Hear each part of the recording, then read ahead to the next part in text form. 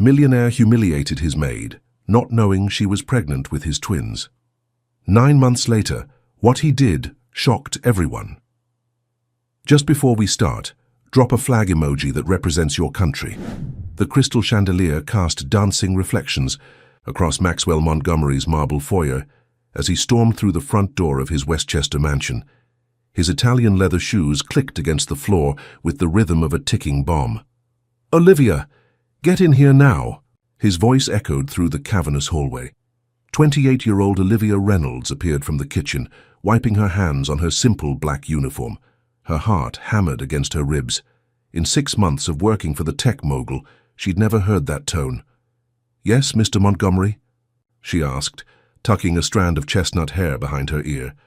Max's steel blue eyes narrowed.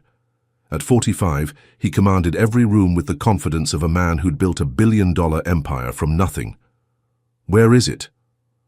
"Where is what, sir?" He pulled out his phone, swiping to display a photo. "My mother's emerald bracelet. The security system shows you were the only one in the master suite yesterday."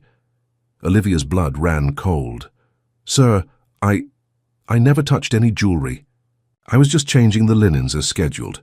Do you think I'm an idiot?" His voice sliced through the air. "That bracelet is worth more than you'd make in 10 years. The mansion's front door opened, and 2 uniformed security guards entered. Behind them came Charlotte Winters, Max's ice-blonde executive assistant, her lips curled in a satisfied smirk. "Mr. Montgomery, the guards are here as requested," Charlotte announced. Olivia's eyes widened. "Guards! Mr. Montgomery, please check her quarters," Max commanded. "And her bag." "This is insane," Olivia protested as one guard took her purse while the other headed upstairs to her small room. 10 excruciating minutes later, the guard returned. "Nothing upstairs, sir." The other guard upended her purse onto an antique table. Lipstick, wallet, phone, keys, and a small prescription bottle tumbled out. "What's this?" Max snatched up the pill bottle, examining the label. "Prenatal vitamins." Olivia reached for them, her face burning. "That's private medical information, Mr. Montgomery." He ignored her, turning the bottle in his manicured fingers. "Is this how you supplement your income? Trying to trap some poor fool with a pregnancy?" The words hit Olivia like physical blows. She unconsciously placed her hand over her still flat stomach, where twin lives had just been confirmed at yesterday's doctor appointment. Lives that Max Montgomery had helped create during that one night after the company gala, a night he'd apparently forgotten. "You're fired effective immediately," Max declared. "Charlotte will escort you out after you collect your things. Consider yourself lucky I'm not pressing charges." "But I didn't." "Save it," he snapped. "People like you are all the same, looking for handouts, for shortcuts. I built everything I have through hard work." Charlotte stepped forward with a check. "Your final payment, minus the cost of the missing bracelet." Olivia stared at the check, nearly empty after the deduction. 6 months of cleaning, cooking, and managing this massive home reduced to pocket change. "Good luck with your situation," Max added with a dismissive glance at the vitamin bottle. As Olivia climbed the stairs to gather her meager belongings, tears blurred her vision. How could she have ever felt anything for this cruel man? How could she now be carrying his children? Most importantly, how would she survive and keep her babies healthy, without a job, references, or support? She had no idea that in the master bedroom, tucked behind a loose tile in the shower that Olivia had reported needed fixing weeks ago, lay the emerald bracelet that would have proved her innocence. Rain pounded against the windows of Olivia's tiny studio apartment in Queens. She sat on the edge of her bed, staring at the 2 ultrasound photos spread before her. Twins. The words still felt foreign on her tongue. "What am I going to do?" she whispered to the empty room. Her phone buzzed, with another text from her best friend, Amber. "Did you tell him yet?" Olivia's fingers hovered over the screen. How could she possibly tell Maxwell Montgomery, a man who'd just accused her of theft and thrown her out like garbage, that she was carrying his children? The memory of that night 3 months ago flooded back. The company gala celebrating Montgomery, Tech's biggest acquisition. Max loosening his tie after too much champagne. his surprising vulnerability as he confessed how lonely success could be, the unexpected gentleness in his touch. "It meant nothing to him," she murmured, placing her hand on her stomach. "He doesn't even remember." The eviction notice on her counter gave her 30 days. Without references from her last employer, finding a new live-in position was impossible. Her savings would barely cover 2 months' rent. Her phone rang. Dr. Patterson's office. "Miss Reynolds? We've reviewed your blood work. Your HCG levels are quite high, which is normal with twins, but we'd like you to come in for additional monitoring." "Is something wrong?" Panic edged into her voice. "Just precautionary. Multiple pregnancies require extra care. Do you have adequate support at home?" Olivia's eyes welled with tears. "I'll figure something out." After hanging up, she opened her laptop. The Montgomery Tech website loaded, displaying Max's confident smile beneath the headline, "Visionary CEO announces revolutionary medical technology partnership." Her finger traced his face on the screen. These babies deserved to know their father, regardless of how he'd treated her. But they also deserved protection from a man who could be so casually cruel. The solution crystallized with sudden clarity. She would leave New York. Her grandmother had left her a small house in Millfield, Connecticut. It needed work, but it was hers, free and clear. She could start over where nobody knew her, where her children could grow up with clean air and space to play. Maybe someday, when she was stronger, when she could face Max as an equal and not a desperate single mother, she would tell him the truth. Olivia placed the ultrasound photos in an envelope, addressed it to Maxwell Montgomery, then slipped it into her drawer instead of the mailbox. "Not today," she whispered, "but someday." She didn't notice the small news item at the bottom of the Montgomery Tech webpage. "Valuable family heirloom recovered at CEO's home, former employee cleared." Millfield, Connecticut welcomed autumn with a riot of color that transformed Olivia's overgrown yard into a wonderland of crimson and gold. At 5 months pregnant, she carefully navigated the porch steps of her grandmother's Victorian home, balancing a mug of tea. "Need a hand with that?"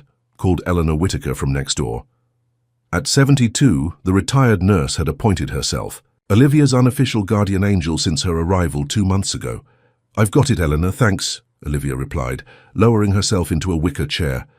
Eleanor joined her, eyeing Olivia's growing belly. "Twins taking a toll, huh? You're carrying high." 2 boys, I'd wager," Olivia smiled. "The doctor says 1 of each, actually." "Perfect balance." Eleanor nodded approvingly. "Have you thought about names?" "Lily for the girl," Olivia said, without hesitation. "After my mother." "And for the boy?" Olivia hesitated. She'd been avoiding this question because every name she considered reminded her of Max in some way. Still deciding. "And the father? Any word from him?" Olivia's hand instinctively went to her locket. Inside was the newspaper clipping announcing Max's medical technology initiative that would revolutionize prenatal care. The irony wasn't lost on her. "He doesn't know," Olivia admitted. "It's complicated." Eleanor's weathered hand covered hers. "Life usually is, dear." Later that evening, as Olivia sorted through boxes of her grandmother's belongings, her phone chimed. With a news alert, "Montgomery Tech stock soars after FDA approval." Curiosity got the better of her.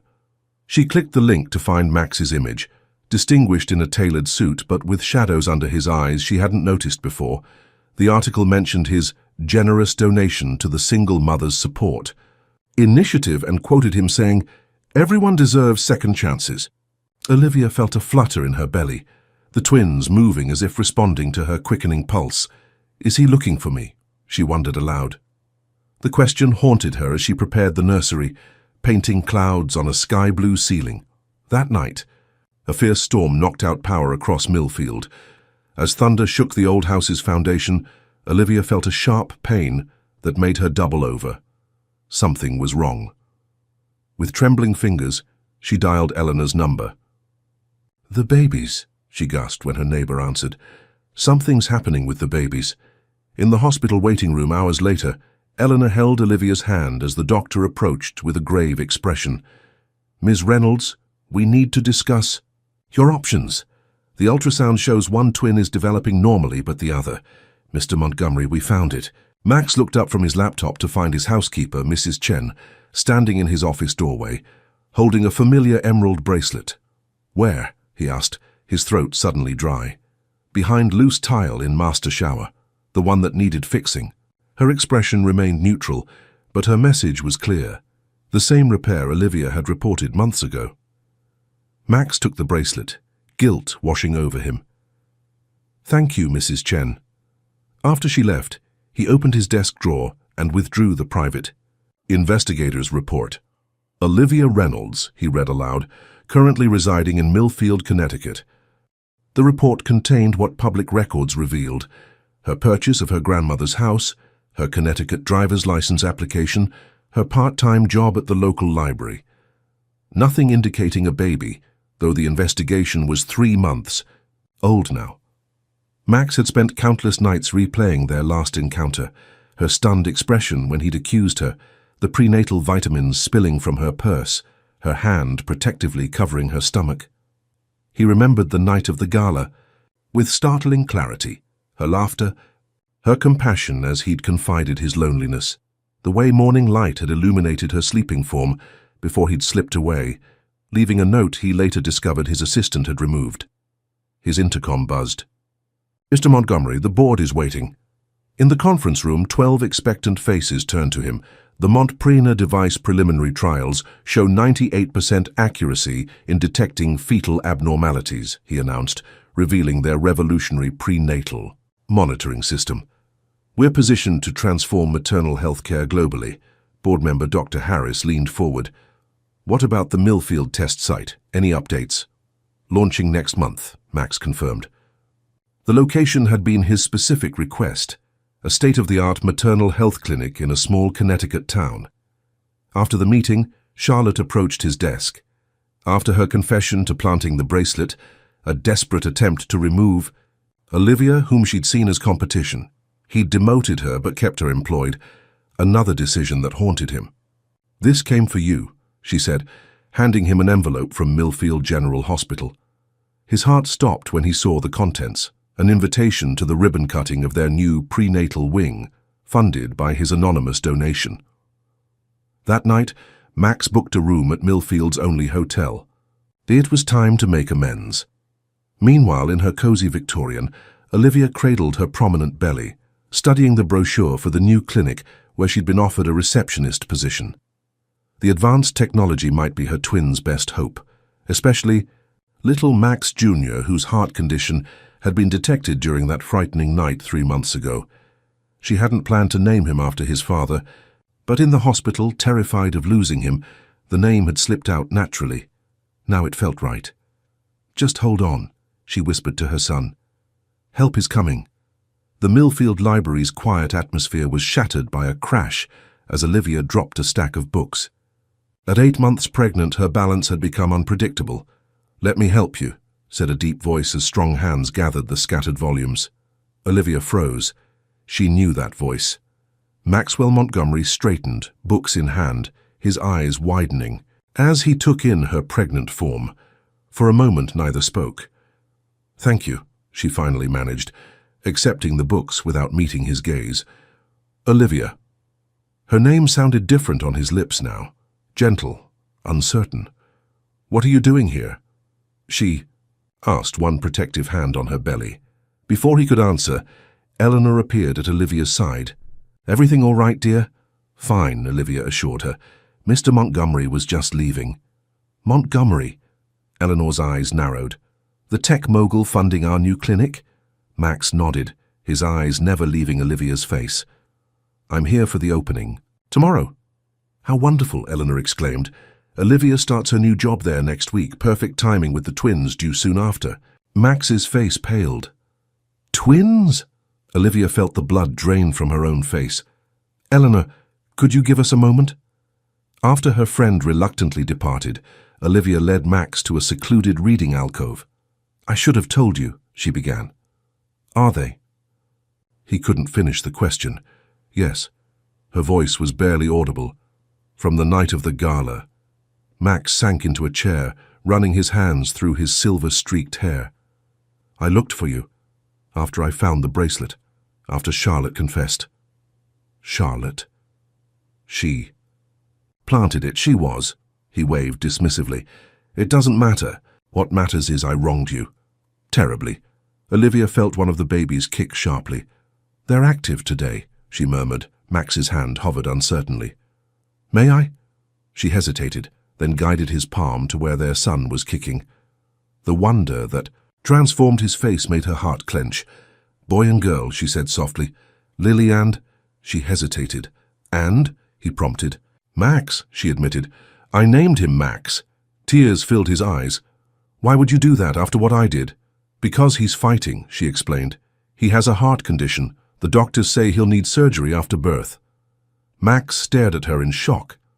That's why you took the job at the clinic. The technology there, your technology, could save him. As realization dawned, Olivia felt a sharp pain that made her gasp. What's wrong? Max asked, alarmed. Nothing, she insisted. Braxton Hicks contractions, normal this late.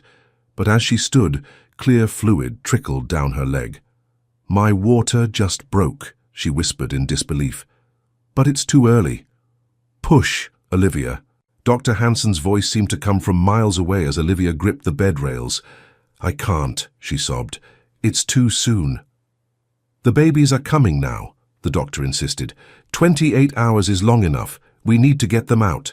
Through the haze of pain, Olivia was vaguely aware of Max pacing outside her room. She'd refused to let him in. Too overwhelmed by his sudden reappearance and the premature labor, another contraction seized her, and she screamed. The door flew open as Max burst in. Let me help her, he demanded. Nurses tried to intercept him, but Olivia called out, let him stay. Moments later, his hand was in hers, his forehead pressed against her temple. You can do this, he murmured. You're the strongest person I've ever known. His words gave her strength for the final push.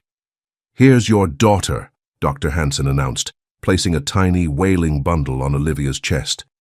Lily's cries filled the room, strong, defiant. But as Olivia's son entered the world minutes later, silence followed. Why isn't he crying? Olivia asked frantically. The medical team whisked the baby away. Long, agonizing minutes passed before Dr. Hansen returned. His heart rate is unstable, she explained gently. We need to transfer him to Boston Children's Hospital immediately. I'll go with him, Max said without hesitation. No, Olivia protested weakly. I need to be with both my children. You need to recover, Max insisted. I'll take care of our son. I promise on my life, Olivia. Let me do this one thing right. Dr. Hansen nodded agreement.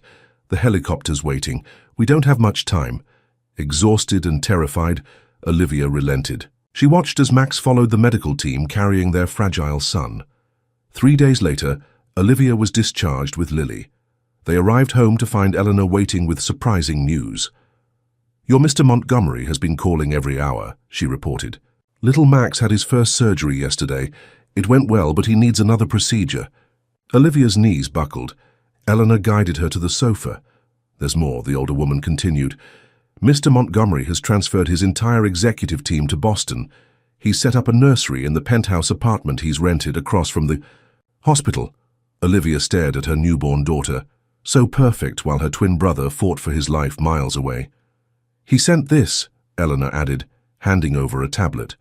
The screen displayed a video chat request.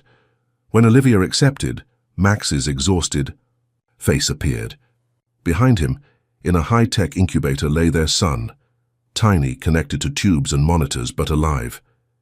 He opened his eyes today, Max said, his voice breaking. They're exactly like yours. Olivia touched the screen. I need to be there. I've sent a car, Max replied. It's waiting outside. As she packed a bag for herself and Lily, Olivia found the envelope containing the ultrasound photos she'd never sent. A reminder of secrets kept too long. Eleanor appeared in the doorway. Go to your family, she urged. All of them. In the luxurious town car speeding toward Boston, Olivia gazed at her daughter's sleeping face. Soon she would place Lily in her father's arms for the first time. Soon she would hold her son again. What she didn't know was that while little Max was stable now, the doctors had discovered something in his genetic tests, something that would change everything.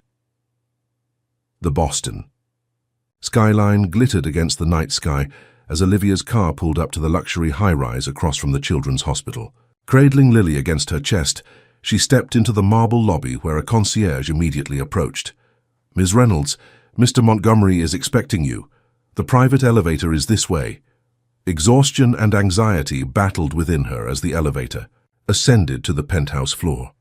The doors opened directly into a spacious apartment that somehow managed to feel both opulent and practical. Medical textbooks were scattered across glass coffee tables. A hospital-grade bassinet stood near floor-to-ceiling windows, offering a direct view of the hospital, where her son fought for his life. Olivia. Max appeared from a hallway, his usually immaculate appearance disheveled. The expensive suit was replaced by jeans and a wrinkled button-down. His 5 o'clock shadow had progressed to what looked like 3 days' worth of growth.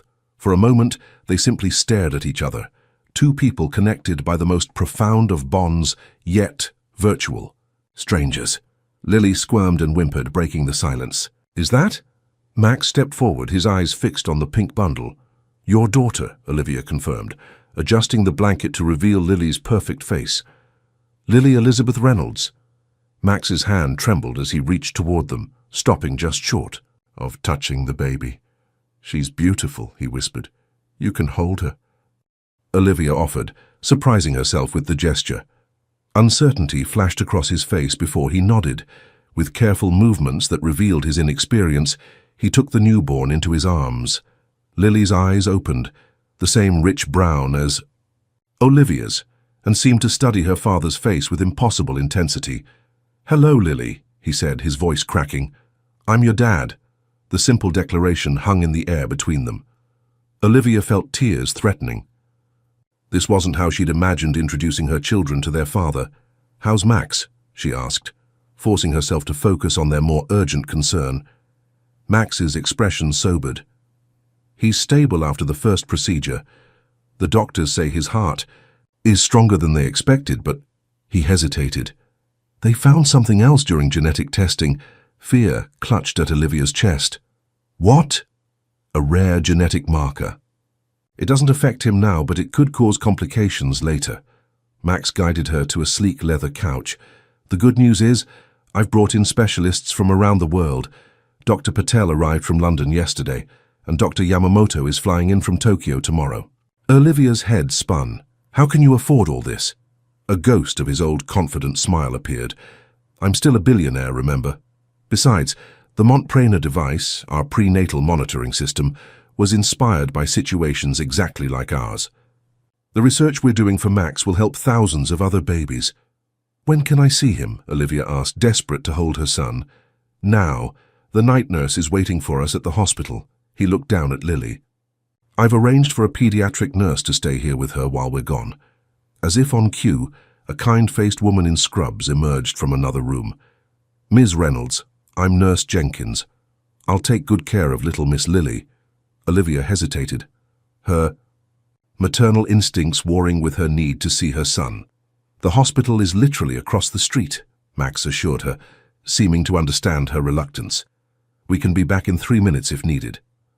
After carefully transferring Lily to Nurse Jenkins, Olivia followed Max back to the elevator. As they descended, she noticed his hand gripping the rail, knuckles white. "You're scared too," she realized aloud. He met her eyes.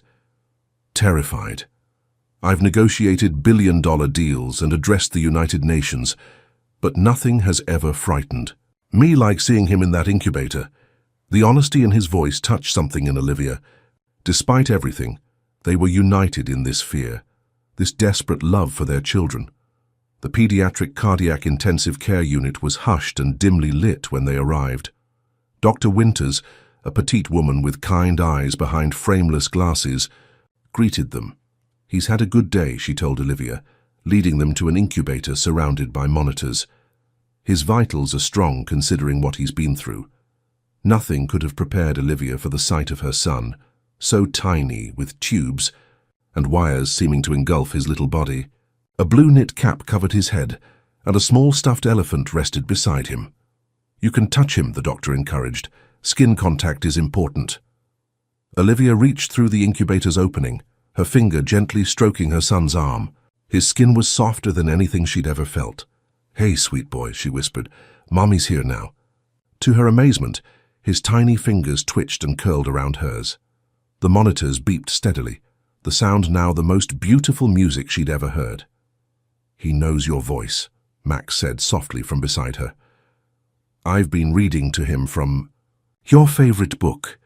Surprised, Olivia glanced at the nightstand where a worn copy of Jane Eyre lay open. "You remembered." "I remember everything about that night, Olivia," he admitted. "I never forgot.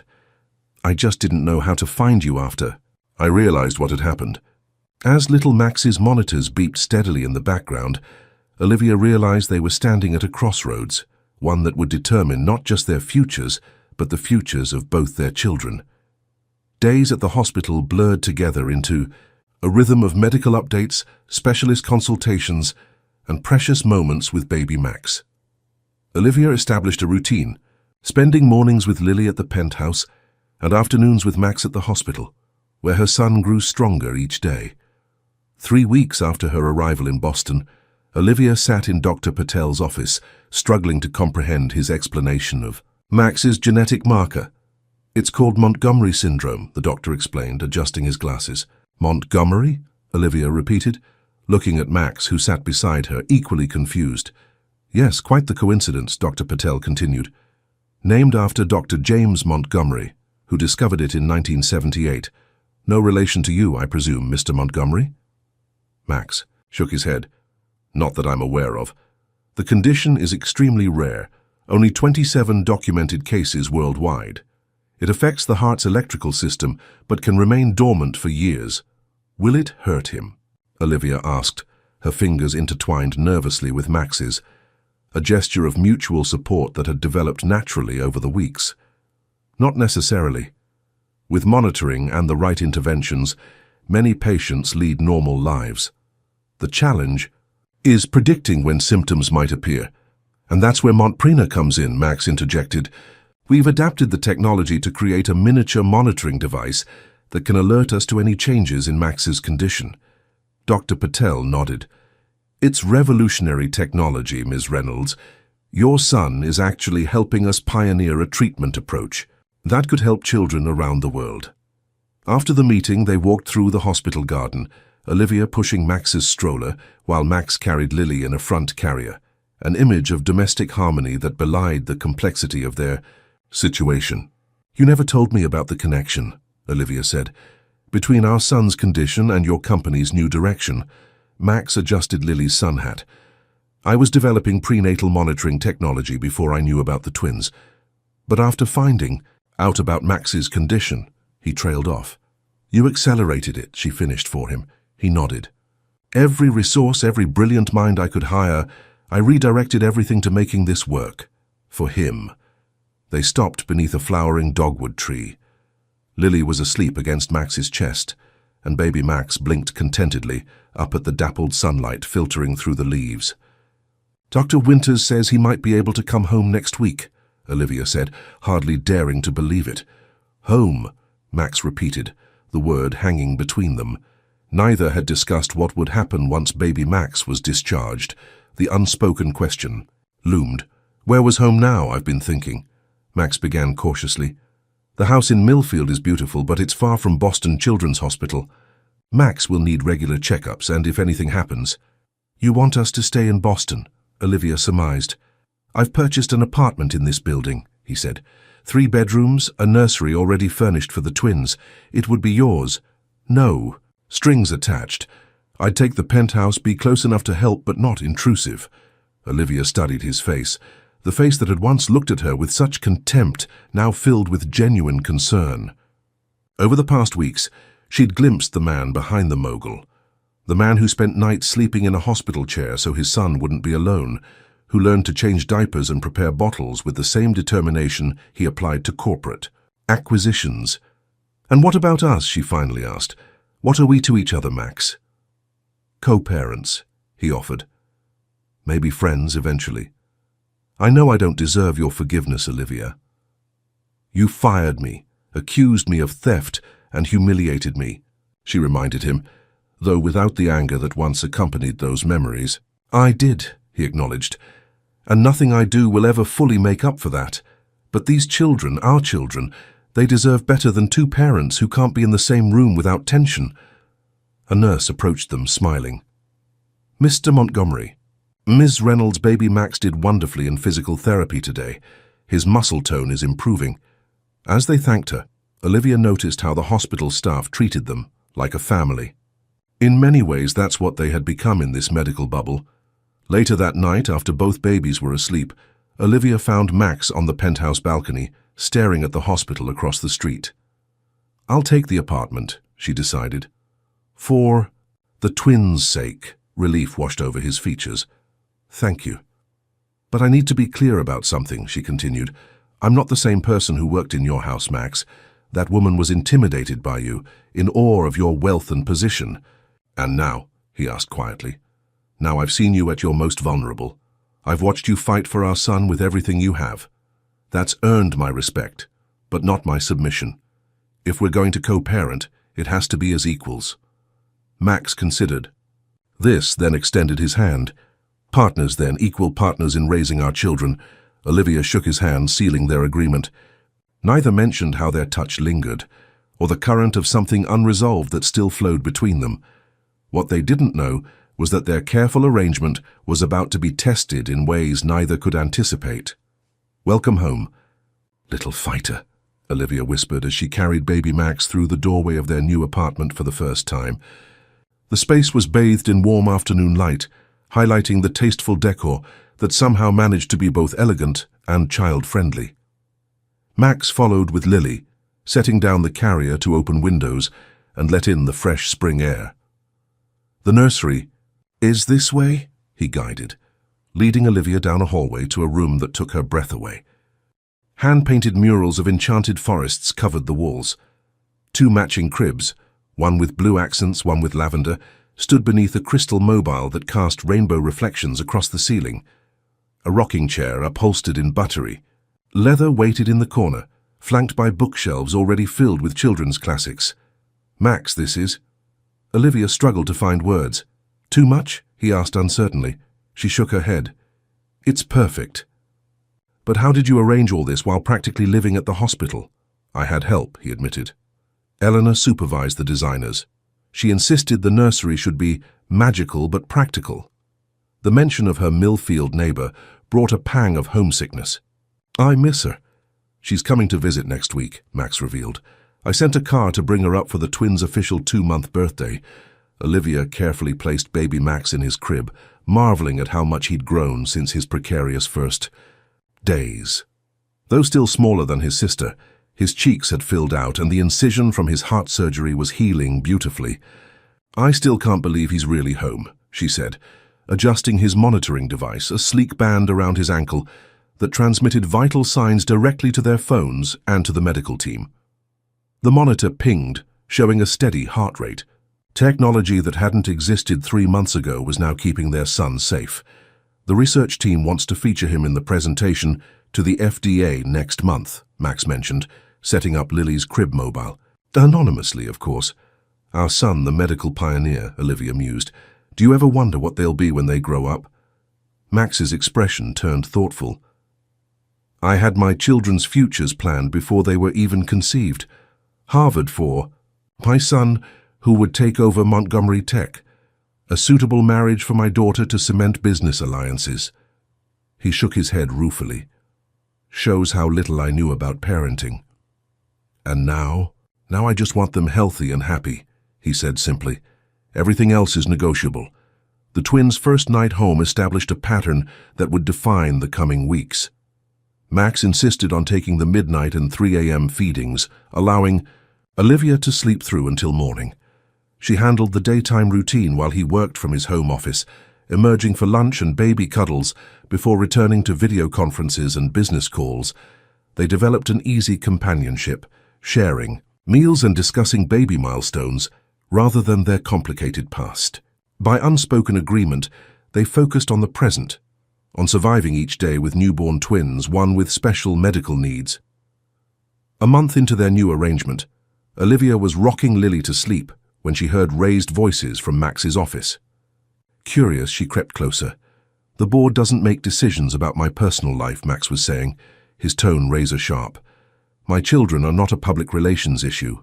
A pause as someone on the other end responded. "Then they can vote me out," he continued.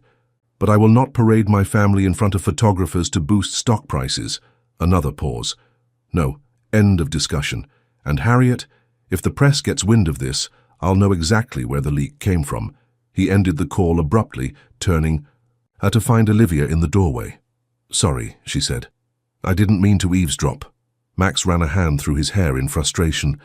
"The board thinks going public about the twins would humanize me and boost investor confidence. Apparently my image as a cutthroat businessman is hurting our medical division's reputation. What do you want to do?" Olivia asked. He looked surprised by the question. "Keep you and the twins private, of course. You didn't ask for the scrutiny that comes with being connected to me." His protective instinct touched her. "I appreciate that, but maybe there's a middle ground. The Montprena device saved our son's life. If sharing our story helps other families access that technology." "You'd do that?" Max asked incredulously. "After how the press hounded you when they discovered you were staying here." The tabloid headlines had been vicious.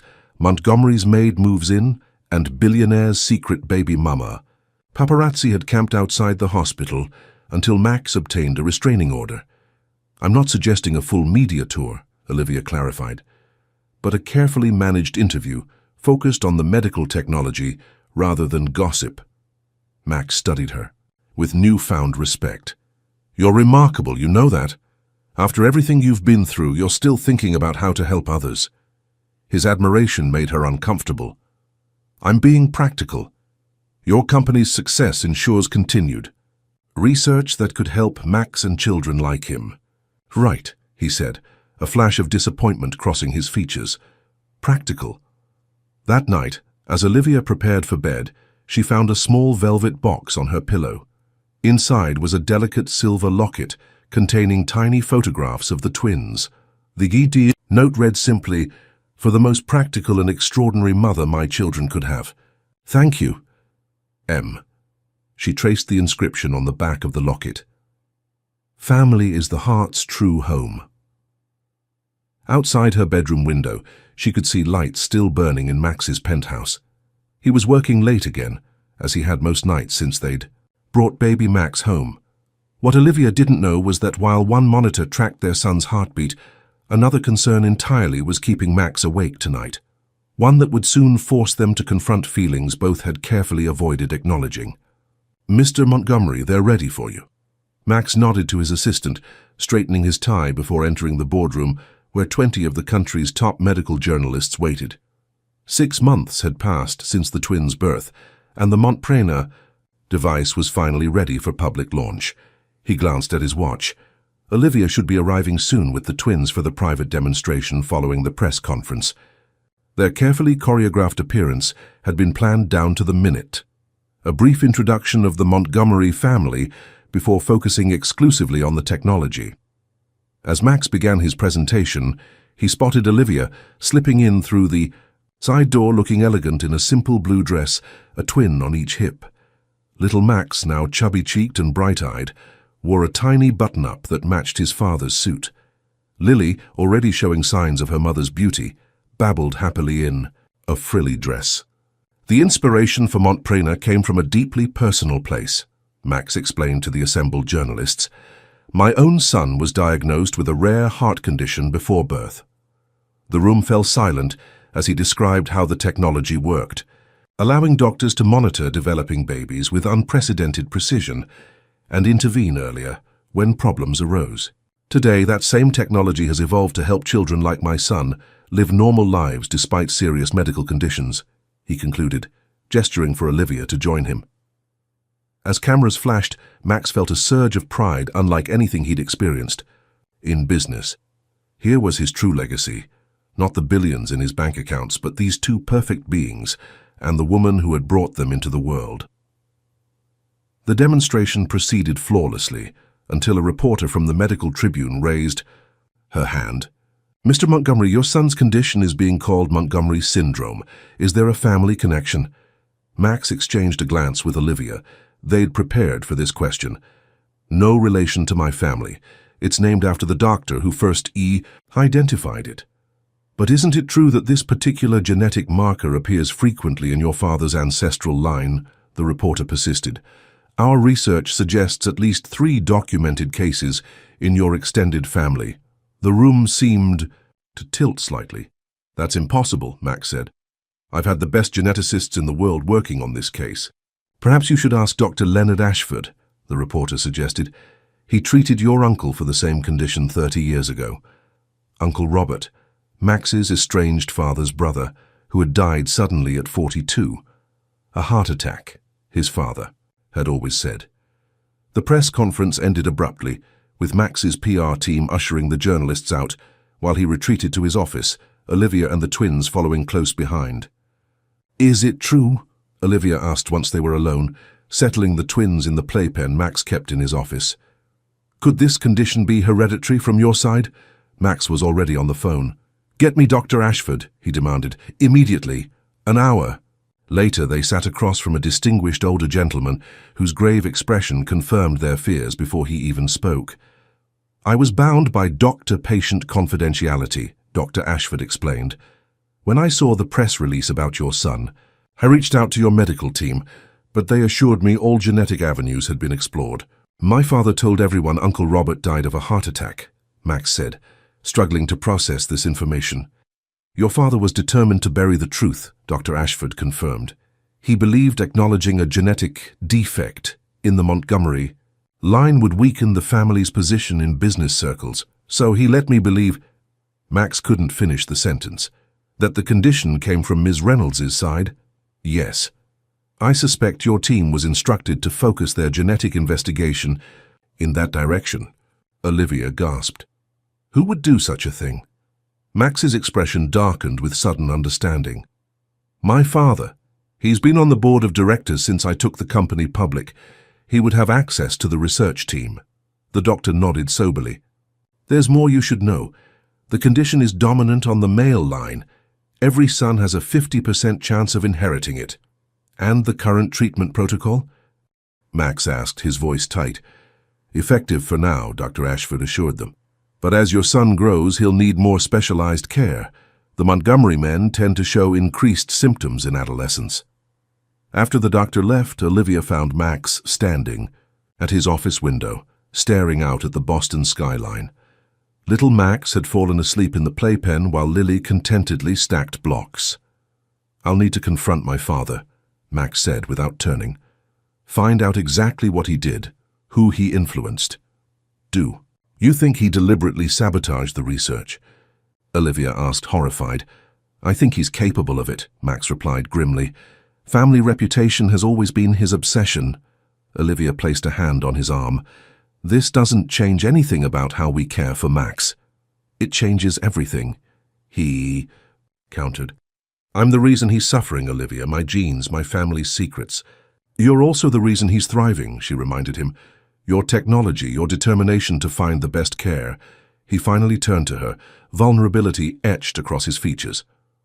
When I accused you of theft that day, I was becoming exactly like my father, cold, judgmental, caring more about appearances than truth. You're nothing like that now, Olivia said firmly. Because of you, he admitted. You and the twins changed everything. Their eyes met, and the careful distance they'd maintained for months seemed to evaporate. Max stepped closer, his hand gently cupping her cheek. Olivia, His office door burst open as his assistant rushed in. Mr. Montgomery, I'm sorry to interrupt, but there's an emergency. Your father has called an emergency board meeting. He's moving to have you removed as CEO. Gerald Montgomery's imposing figure dominated the head of the boardroom table, his silver hair and tailored suit, projecting an aura of authority that had intimidated Max throughout his childhood. At 73, he still maintained the sharp features and cold blue eyes that Max had inherited, though thankfully not the cruelty that animated them. This company cannot afford to be associated with genetic weakness, Gerald was saying as Max entered. The market impact would be devastating. Genetic weakness. Max's voice cut through the room. You mean your grandson's medical condition? The one you've known about all along? The board members shifted uncomfortably as father and son faced off. Maxwell, Gerald acknowledged with a curt nod. We were just discussing the necessary damage control after today's unfortunate revelations. You mean your decades of lies, including manipulating my son's medical research to hide your family's medical history? Gerald's expression hardened. I did what was necessary to protect this family's legacy. By endangering your great-grandson, Max countered, his voice dangerously quiet. By allowing the mother of my children to believe she might be responsible for his condition. A murmur ran through the board members. Many were only now realizing the full implications of Gerald's deception. Your sentimentality is clouding your judgment, Gerald declared. This company is built on lies, Max interrupted. Just like our family. He turned to address the board directly. For months we've been developing technology that could save countless lives, including my son's. But my father corrupted that research to protect his own reputation, potentially delaying critical treatments. That's preposterous, Gerald sputtered. Is it? Max pulled out his phone, playing a recording of Dr. Ashford detailing exactly how Gerald had intervened in the research, directing geneticists away from examining the Montgomery family line. This stops today, Max announced. I'm calling for an immediate vote. Either my father resigns from this board or I walk away, taking my shares, my patents, and my team with me. Gerald's face flushed with anger. You wouldn't dare destroy everything we've built. I'm not destroying anything, Max replied calmly. I'm saving it. From you. The vote was decisive, 14-6 in favor of Gerald's removal. As security escorted the elder Montgomery from the building, he turned to his son with cold fury. You'll regret this, Maxwell. Those children have made you weak. Max watched his father go, feeling not triumph but a profound sadness for all the years lost to Gerald's toxic influence. Hours later, after emergency meetings with legal teams and PR specialists, Max finally returned to the apartment building. Instead of going to his penthouse, he went directly to Olivia's door. She answered immediately, still dressed from the press conference, though she'd kicked off her shoes. The twins were asleep, the apartment quiet save for the gentle hum of the baby monitor. I saw the news, she said, ushering him in. Are you okay? Not really, he admitted, sinking onto her couch. I just publicly ousted my father and exposed a family secret that's been buried for generations. She handed him a glass of whiskey, sitting beside him. You did the right thing. For Max, for the company, for all the families who will benefit from the research. I know, he sighed, but there's something else. Something I should have told you months ago. Olivia tensed, preparing herself for more difficult revelations. That night, after the gala, Max began hesitantly. It wasn't just physical for me. I felt a connection with you that I'd never experienced before. When I woke up the next morning, I panicked. Because I was your housekeeper, she supplied. Because you saw through me, he corrected her. All my life, people have wanted me for my money, my power, my connections. But you talked to me about books and art and what makes life meaningful. You challenged me. He set down his glass, turning to face her fully. I left a note that morning, asking to see you again properly. When you never mentioned it, I assumed you weren't interested. Later, I discovered Charlotte had removed it. And then you accused me of theft, Olivia reminded him, though without the bitterness that once accompanied those words.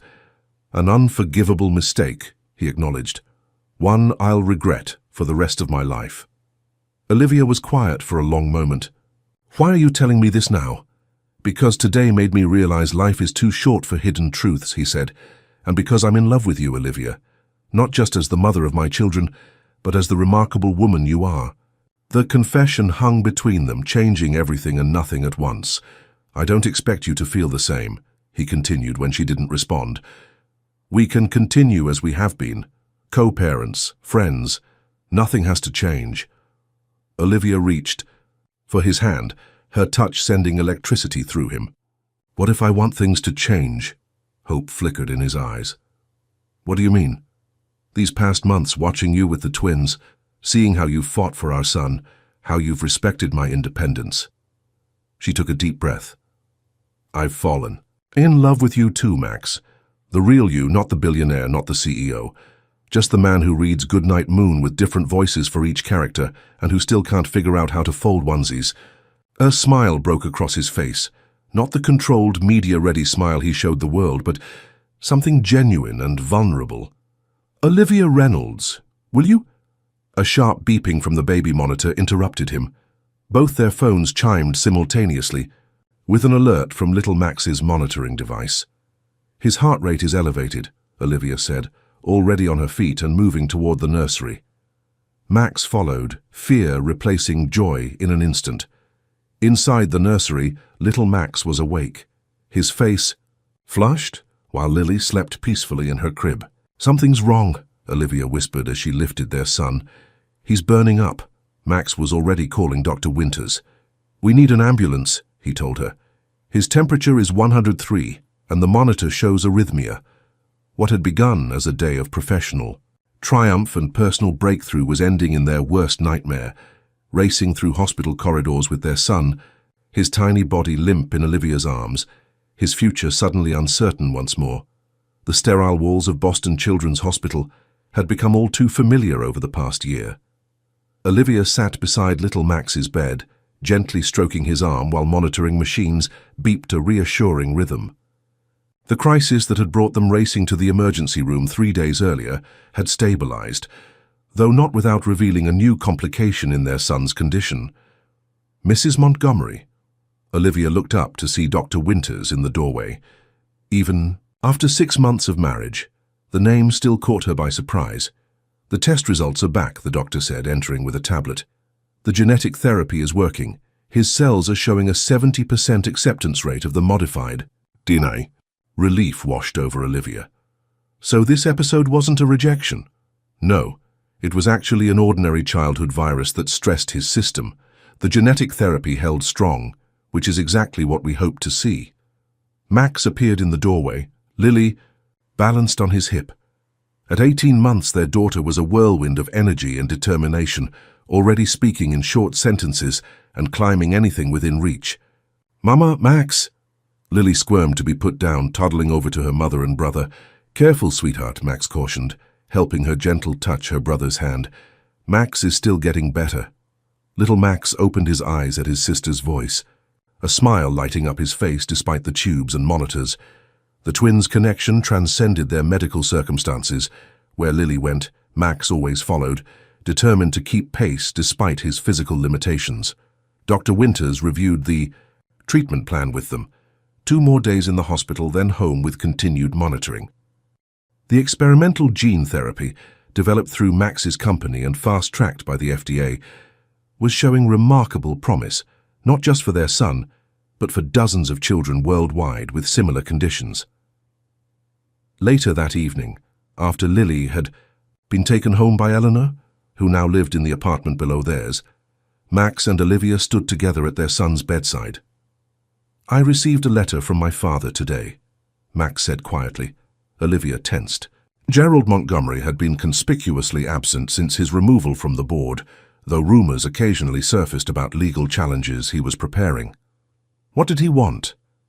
To meet his grandchildren. Max's expression was conflicted. He's been diagnosed with early-stage Parkinson's. Apparently, mortality has made him reflective. Do you believe him? Max sighed. I don't know, but I've been thinking about forgiveness lately. Olivia understood. Their own journey from hostility to love had been built on forgiveness. Her ability to see beyond Max's terrible mistake, his determination to make amends not through words, but through consistent actions. It would be on our terms, she said finally, supervised here at home at the first sign of manipulation or negativity toward the children. We end it, Max agreed, squeezing her hand gratefully. Their path to this moment had been anything but straightforward. After little Max's crisis following the board meeting, they'd spent weeks in and out of the hospital, postponing any discussion of their personal relationship.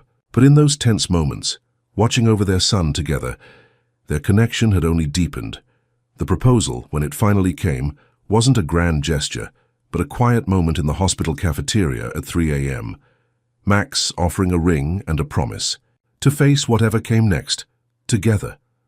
The wedding 6 months later had been small and private, with Eleanor officiating in the garden of the Millfield house, which they now kept as a weekend retreat. Little Max had been their ring-bearer, taking wobbly steps down the aisle with Lily scattering flower petals beside him. "We should get some rest," Max suggested, breaking into her memories. Eleanor said she'd bring Lily back first thing tomorrow. If on cue, Olivia's phone chimed with a message. It was a photo from Eleanor showing Lily fast asleep, surrounded by stuffed animals. "Best childcare investment we ever made," Olivia smiled, showing Max the picture. Eleanor's relocation to Boston had been Max's idea, providing her with a beautiful apartment in their building and creating a position for her as the twins' nanny and household manager. At 74, she'd embraced city life with unexpected enthusiasm, even starting a romance with the distinguished doorman of their building. "Speaking of investments," Max said, "the foundation board approved all the grant applications today. 10 new pediatric research projects fully funded." The Montgomery Family Foundation had been Olivia's initiative, redirecting a significant portion of their wealth toward medical research and support for families facing similar challenges. What had begun as a personal mission had evolved into one of the country's most influential health advocacy organizations, Charlotte called, Olivia mentioned as they walked toward the family lounge. "The London office is exceeding projections. She's requesting an extension on her assignment." Max nodded thoughtfully. "She's thriving there. The distance from Boston has been good for everyone." After Charlotte's confession about planting the bracelet, Max had considered terminating her employment, but had instead followed Olivia's suggestion, offering Charlotte a chance at redemption through hard work and distance. The London position, managing their European division, had transformed her, the cutthroat ambition channeled into productive leadership. In the quiet of the hospital lounge, Max pulled Olivia close, his arms encircling her waist as she rested her head against his chest. 5 years ago today," he murmured into her hair. "What was 5 years ago? The gala, the night we first." He trailed off, still able to make her blush after all they'd been through. "I remember you spilled champagne on your tie," Olivia teased. "Very smooth for a billionaire. I was nervous talking to you," he admitted. "You were the first person in years who seemed interested in me rather than what I could offer." Their journey from that night to this moment encompassed so much: pain and healing, mistakes and forgiveness, fear and hope. From employer and employee to adversaries, then reluctant co-parents, friends, and finally, partners in every sense. "Do you ever regret it?" Max asked suddenly. "Any of it?" Olivia considered the question seriously. "Not even the worst moments," she answered truthfully. "Everything led us here." Their conversation was interrupted by a nurse appearing in the doorway. "Mr. and Mrs. Montgomery, your son is asking for you. He woke up and seems much more alert." The car hurried back to find little Max sitting up in bed, his color significantly improved. "Daddy, when can I go home?" he asked, his voice stronger than it had been in days. "Soon, buddy," Max promised, sitting on the edge of the bed. "The doctors say you've been very brave." "Like a superhero?" the little boy asked hopefully.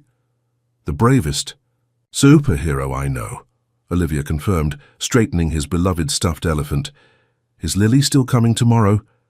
"I made her a picture." He pointed to a crayon drawing on the bedside table, wobbly stick figures holding hands, labeled in childish. "Scroll, Max, Lily, Mommy, Daddy. First thing tomorrow," Max assured him. "And guess what? Dr. Chen says if you keep getting stronger, you might be able to start swimming lessons this summer." Little Max's eyes widened with excitement. Each normal childhood milestone was a victory. Each new activity a testament to how far they'd come. Later that night, after their son had fallen asleep, Max and Olivia stood at the window of the hospital room, looking out at the Boston skyline. In the reflection of the glass, they could see their son sleeping peacefully, his monitoring device showing strong, steady rhythms. "I got a call from the Millfield Library today," Olivia mentioned. "They're naming their new children's wing after us." Max smiled. "From town outcast to local celebrity. Life is strange." "Speaking of strange," Olivia turned to face him, "I've been thinking about what you said earlier about forgiveness and family." "My father," Max guessed. "Partly, but I was thinking more about expanding our family. She took his hand and placed it gently on her stomach. "I wasn't sure when to tell you with everything happening with little Max, but—" Max's eyes widened with understanding. "You're pregnant?" She nodded, tears welling in her eyes. "About 10 weeks. I've already had genetic testing done. Everything looks perfect." The joy that spread across Max's face was everything Olivia had hoped for. 5 years ago, she couldn't have imagined this moment, standing in a hospital room with the man who had once humiliated her, now her husband and the father of her children, celebrating the news of another life they'd created together. "Boy or girl?" he asked, voice thick with emotion. "A girl," Olivia smiled. "Eleanor accidentally saw the results when she came to the doctor with me." Max laughed softly. "Another daughter. Lily will be thrilled to be a big sister." "And little Max will have another person to boss around," Olivia added. "He's definitely inherited your leadership tendencies." As if on cue, their son stirred in his sleep, murmuring something about elephants before settling back into peaceful slumber. They remained by the window, Max's arms wrapped around Olivia from behind, both watching over their son while dreaming of their growing family's future. The night nurse passing by smiled at the tableau they created, a family that had faced the worst and emerged stronger, bound together not just by blood but by choice, by forgiveness, by love that had been tested and proven resilient. "I have everything I never knew I wanted," Max whispered against Olivia's temple. "And I have everything I never thought I deserved," she replied, leaning into his embrace. Outside, the first snowflakes of winter began to fall, glittering in the city lights like stars brought down to earth. Inside, monitored by the technology Max had created to save his son, their little boy's heartbeat strong and steady. The rhythm of a life no longer fragile but flourishing. 5 years from accusations to healing, from rejection to acceptance. From strangers to family, full circle. A journey that had begun with humiliation had transformed into triumph, not of wealth or success as the world measured it, but of the heart's capacity to forgive, to grow, to love beyond all reasonable expectation. And, in that hospital room, as midnight approached and a new day waited to begin, the Montgomery family stood united, whole and complete, ready for whatever challenges and joys tomorrow might bring.